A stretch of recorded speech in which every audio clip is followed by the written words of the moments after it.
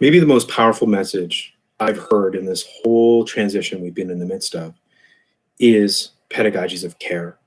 And that's about how we ourselves are setting up to care for the students who are coming in, and also, as a part of that, how we are caring for ourselves as educators inside this process as well.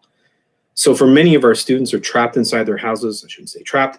They're doing the right thing by staying inside their house, but they don't have the same sort of social outlet they've had. They're moving into a scenario, particularly this fall for many students, that's uncertain, that's unfamiliar to them, that doesn't provide that sense of security that the regularity of school has always given them. And we're going to be one of those places that people go to understand that things are good, to understand that their work is okay, to understand that somebody cares about them, right?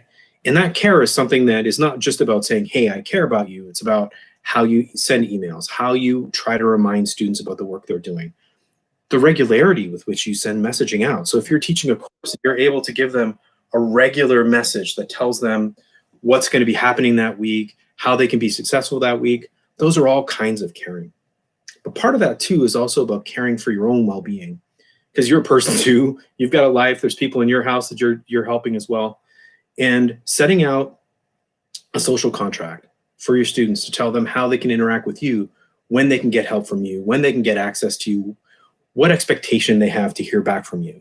So if you say, I'll try to get back to you within 24 hours, if you send me an email, even just that can set out a social contract between you and your students where they know what to expect. They're not disappointed, but they don't hear back from you in 8 hours, and you don't constantly feel like you've got to do stuff right now. And that can be a way of caring for both sides.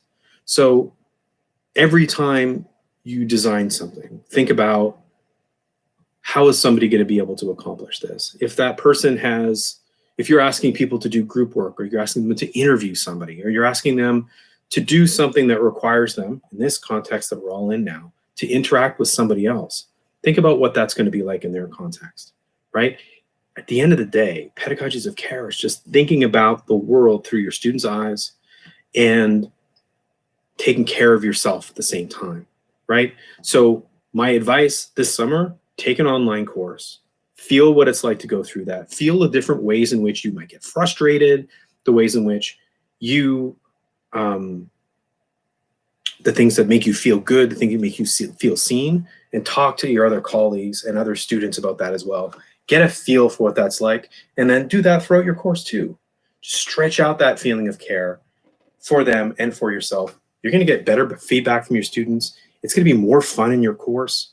It's better for everybody. Pedagogies of care. It's a good deal.